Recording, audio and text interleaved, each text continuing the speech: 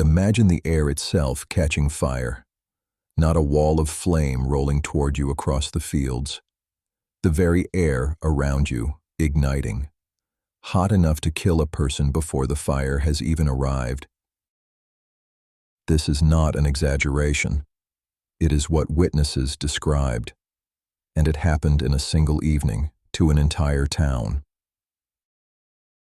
On the night of the 8th of October, 1871, the deadliest fire in the recorded history of the world consumed a small American community in a matter of hours. It killed more people than any wildfire before or since. And almost no one remembers its name. The town was called Peshtigo.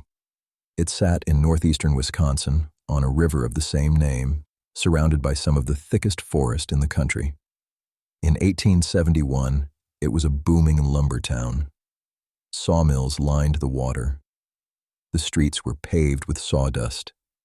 The buildings, the sidewalks, even the church were built of dry timber. To understand what happened to Peshtigo, you have to understand the summer that came before it. That year, the region had endured a brutal drought. For months, almost no rain had fallen. The forests, the fields, the swamps, all of it had dried to tinder. And the lumber industry that fed the town had left the ground covered in slash, the discarded branches, bark, and sawdust of cleared timber lying everywhere like kindling. Worse still, fire was simply part of daily life. Farmers and railroad crews cleared land by burning it. Small fires smoldered constantly at the edges of the settlements, so common that no one paid them much attention. The whole landscape had become a vast, dry trap, and people lived inside it without realizing the danger. Have you ever stood beside something dangerous so often that you stopped seeing it as a threat? By the evening of October 8th, the conditions had aligned into something monstrous. A powerful cold front swept in, and with it came strong winds. Those winds reached the scattered, smoldering fires in the dried-out forest and fanned them into one enormous, unified blaze. What rose up was not an ordinary forest fire. It was a firestorm. A firestorm is a fire so large and so hot that it begins to create its own weather.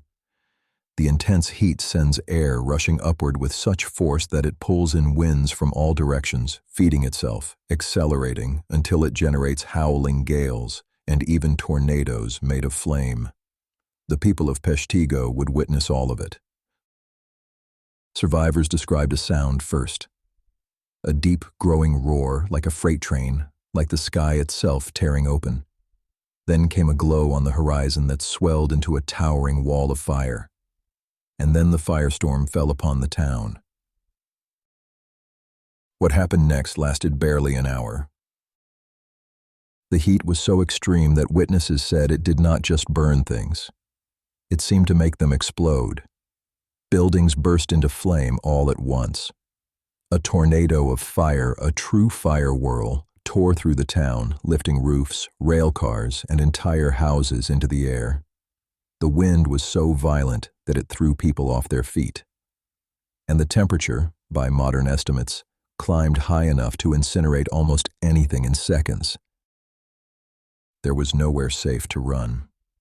The fire moved faster than a person could flee, and it seemed to come from every direction at once. Some people tried to take shelter in their homes, and the homes became ovens. Some ran for the open fields, only to find the air there too hot to breathe. The one hope was the river.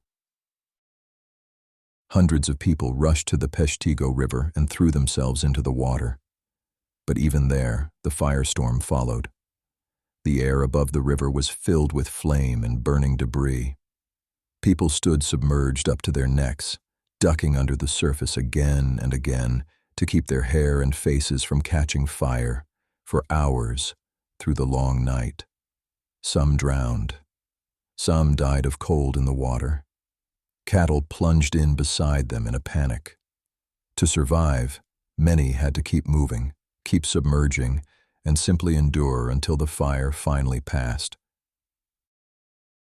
So let yourself stand in that river, the water around you, the sky above you on fire, the roar so loud you cannot hear the person beside you. And the only choice left is to go under, come up for a single breath of scorching air, and go under again and pray the night will end. When dawn came, Peshtigo was gone. The town had been erased. Where homes and mills and a church had stood, there was only ash. The fire had burned through more than 1 million acres, and the dead, by the most accepted estimates, numbered between 1,200 and 2,500 people, though so complete was the destruction that an exact count was never possible. Whole families vanished without a trace, leaving no one even to record their names. It remains to this day the deadliest wildfire in American history, far deadlier than the famous fires we do remember. And here is the cruel twist of fate that buried the story. The night Peshtigo burned was the very same night as the Great Chicago Fire. You have almost certainly heard of the Chicago Fire. It destroyed a great American city and killed around 300 people, a terrible tragedy that became legend, complete with the myth of a cow kicking over a lantern. It dominated the newspapers and the nation's attention for weeks. But Peshtigo, on that same night, killed perhaps 4 to 8 times as many people. It simply had the misfortune of being small and remote and burning at the same moment as a far more famous city. The telegraph lines were destroyed in the fire, so word was slow to get out. Relief and rescue poured toward Chicago, while the survivors of Peshtigo, standing in their river of ashes, waited. One of the few detailed accounts we have comes from a priest who lived through it, Father Peter Pernin. He survived by dragging himself and his church's tabernacle into the river, and later wrote a haunting eyewitness record of that night. Without his words and the work of local historians who refused to let the town be forgotten, we might know almost nothing about what these people endured. The story of Peshtigo should unsettle you for more than one reason. It is a reminder of how a disaster, no matter how enormous, can be erased from memory simply because something louder happened nearby. The greatest loss of life is not always the story that survives. Sometimes history remembers the famous and quietly forgets the many. But there is a second, sharper warning in those flames. The firestorm of Peshtigo was not some impossible freak of nature. It was the predictable result of a long drought, a landscape packed with dry fuel, and a community that had grown so used to small fires that it never imagined them combining into one. In an age of warming climates and worsening wildfires, that combination is not a relic of the past. It is a pattern we are watching return. The people of Peshtigo did not see it coming because the danger had always been there, in the background, familiar and ignored, right up until the night it rose into the sky and took everything. So imagine one more time the air itself catching fire. A whole town breathing it in, on an ordinary autumn evening, beside a river that could not save them all. It was the deadliest fire the world has ever recorded. And its name was almost lost forever.